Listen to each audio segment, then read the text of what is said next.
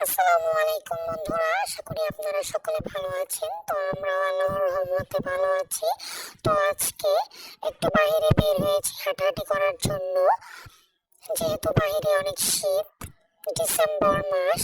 তো বাসায় গিয়ে দেখলাম আমার মা রাত্রে দুপুনা করছে এবং দেখতে পাচ্ছেন আমি সোয়েটার পরেছি, এত শীত পড়েছে।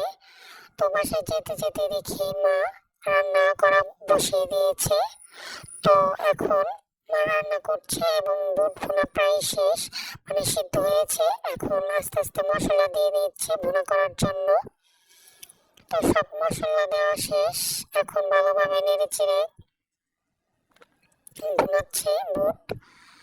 তো শুধু বুট ভুনাই নয়, মুরগির পা ফ্রাই করা হবে আজকে। তো দেখতে থাকুন আমাদের পুরো ভিডিওটি এবং সঙ্গেই থাকুন। এই তো মুরগির পা ফ্রাই করার জন্য এই জায়গায় ময়দা নিয়ে নিয়েছি এবং ময়দার মধ্যে মশলা প্রথমে শুকনো শুকনো ময়দায় পাগুলো ভালোভাবে দিয়ে নিচ্ছে, মানে মিশিয়ে নিচ্ছে। তো এগুলো আবার বেসনে গুলিয়ে সেগুলোর মধ্যে দিয়ে আবার শুকনো ময়দায় মিশিয়ে তারপর ফ্রাই করা হবে। তো একটা একটা করে এভাবে বেসনের সাথে মিশিয়ে তারপর আবার ময়দার মধ্যে দিচ্ছে। তো এভাবে করে মুরগির পা ফ্রাই করা হবে। তো মুরগির ফ্রাইটা খেতে কিন্তু অনেক মজা হয়েছে এবং দারুণ হয়েছে।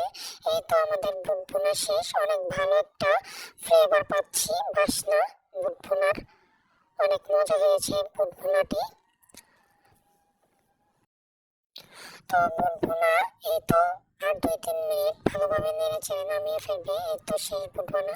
এখন এই তো আমাদের মুরগির পাগুলো ভালোভাবে সবকিছু দিয়ে মিশিয়ে নিয়েছে এবং কড়াইতে তেল দিয়ে ভালোভাবে গরম করে এখন মুরগির পাগুলো ভেজে নেব। মুরগির পাগুলো এইভাবে ভালোভাবে উল্টে পাল্টে ভেজে নিয়েছি। এই তো আমাদের আসল। এই তো ভালোভাবে মুরগির পাগুলো ফ্রাই করে নিয়েছি। তো এই তো আমাদের মুরগির পায়ের ফ্রাই, টমেটো সস নিয়ে একটু ডেকোরেশন করে নিয়েছি। তো খেতে কিন্তু হেভি হয়েছিল বন্ধুরা। এই তো আমার ভাই খাচ্ছে, সবাইকে দিচ্ছে। আমার মা এখন আমার ছোট ভাই চিপস নিয়ে এসেছে, সবাইকে দিচ্ছে হাতে হাতে।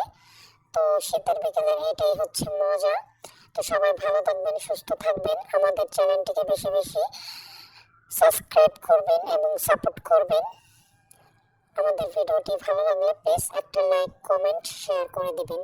তো সবাই ভালো থাকবেন, সুস্থ থাকবেন, আল্লাহ হাফেজ। আর এখন আমরা সবাই মুড়ি ভর্তা খাবো, শীতের রাত্রে মুড়ি ভর্তা।